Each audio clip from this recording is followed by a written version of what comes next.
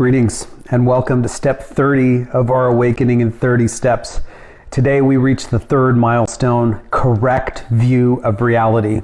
So enjoy the vista up here at the summit of our long journey to awakening. Congratulations. I've enjoyed the ride. I hope you have too. Today I'm going to just very briefly talk about the correct view of reality. I really want to put the three milestones in perspective and share with you my thoughts about the power of the Lamrim. I want to have a few pithy reflections on our social media experiment, and I'd like to conclude with an invitation to a special offering at the conclusion of this clip. So the third milestone of our journey of awakening is the correct view of reality. The prior post on the perfection of wisdom really shows how reality, objects, phenomenon, self, people, experiences all lack inherent existence and yet still arise, still appear, still function, still feel. But lack inherent existence, lack inherent reality means that we can have different perspectives, that things can change, that things can evolve, that things can transform. They certainly can devolve and become much worse. A traumatized person can become re-traumatized, but because of emptiness, a traumatized person can heal.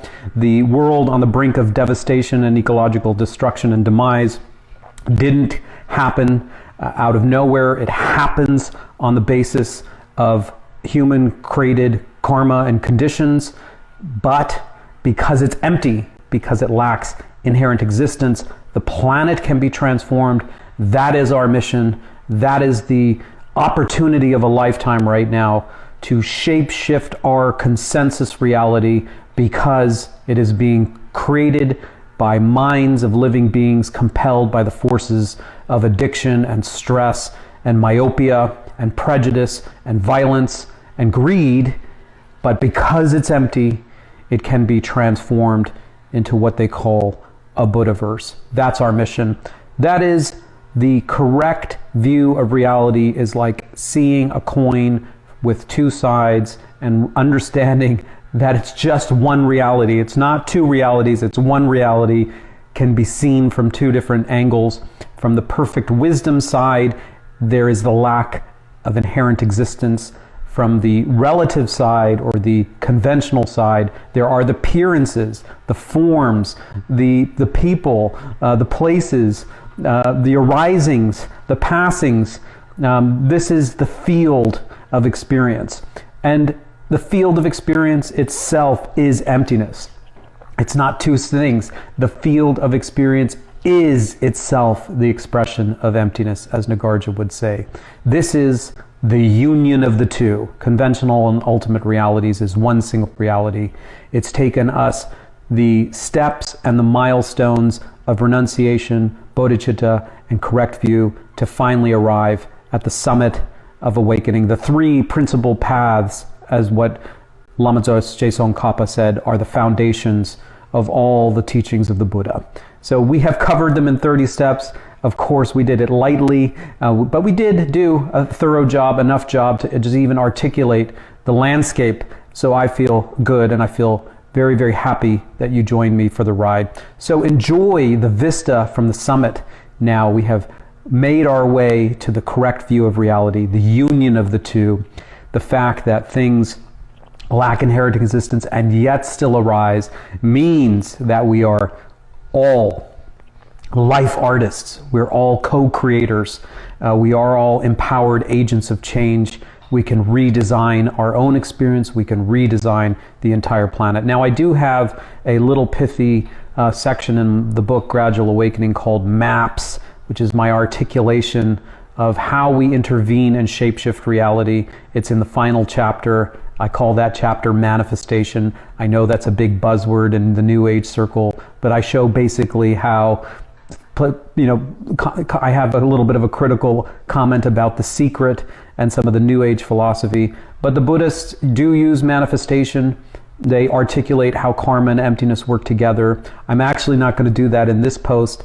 I'm going to hope that some of you either pick up Gradual Awakening and look at the final chapter on manifestation and see my maps there, M.A.P.S, and what that stands for and how to actually use it, how it's a pith, essence of the entire path.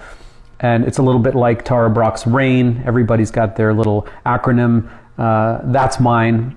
And I'll let those that have the book revisit it, and those that don't, pick it up. And that's my little sneak peek.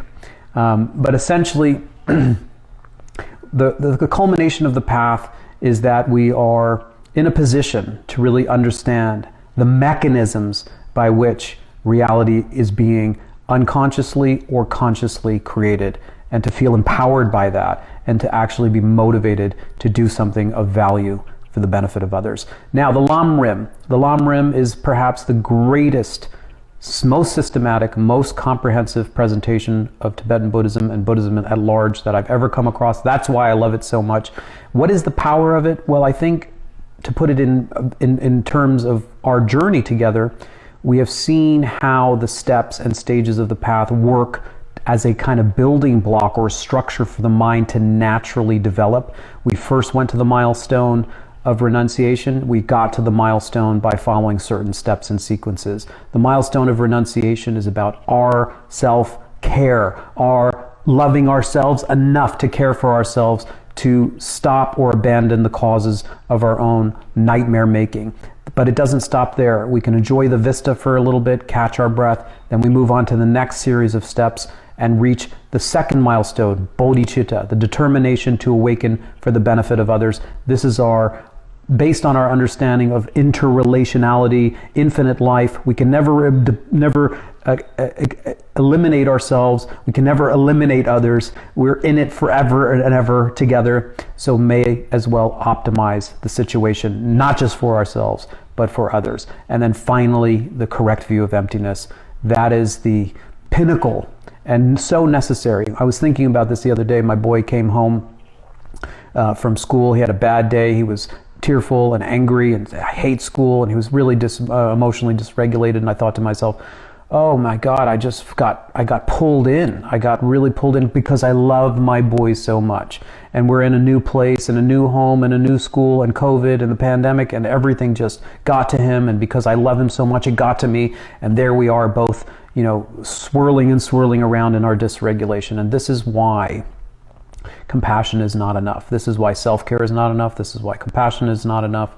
This is why emptiness training is really important, because once we're tethered to each other, once we love ourselves enough, and then we love others enough, certainly the medicine of emptiness is so profound and powerful to create space when we are so constricted and so consumed in the myopia of the moment, caught up in the moment.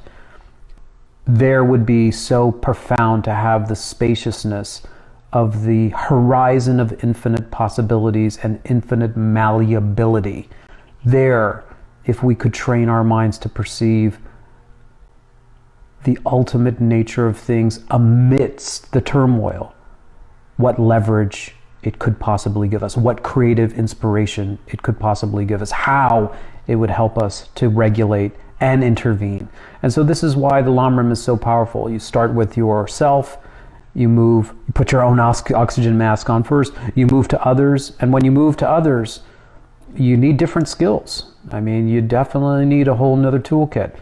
But you are aligned, and you are tethered, and you are committed, and then you introduce emptiness and wisdom training.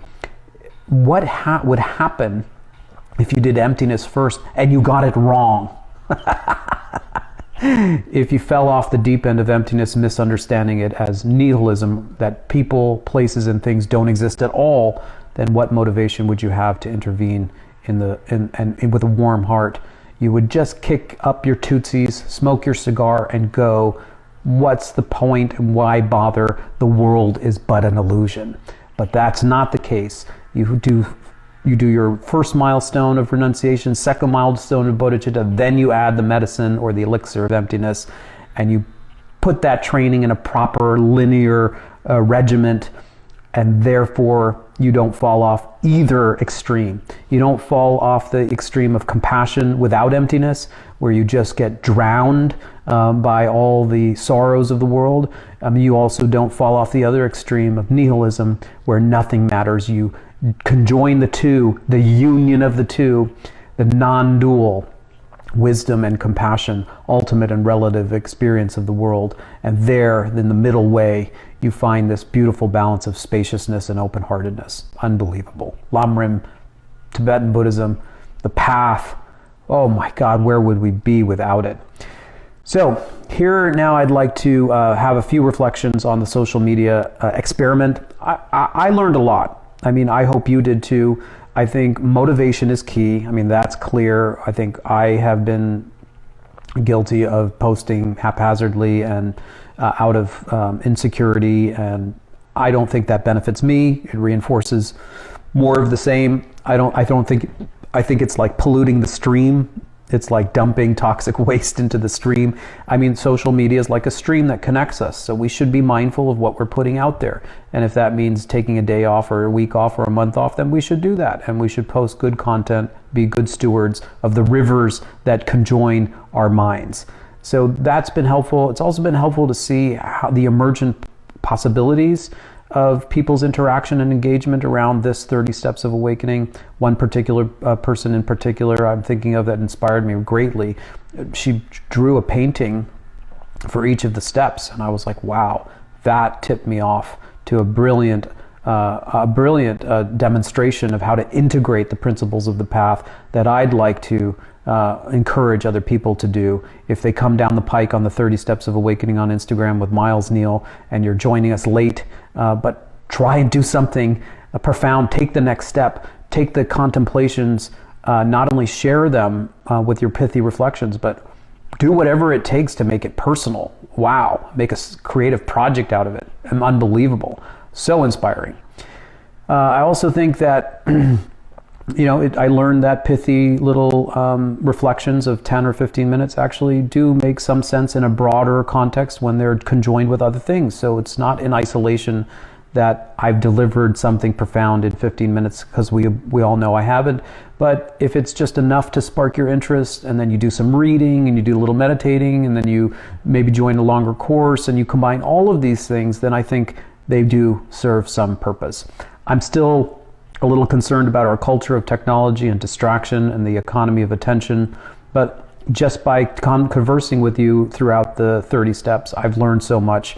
And, we just have to commit to putting the principles into practice and change our social media engagement. It's up to us.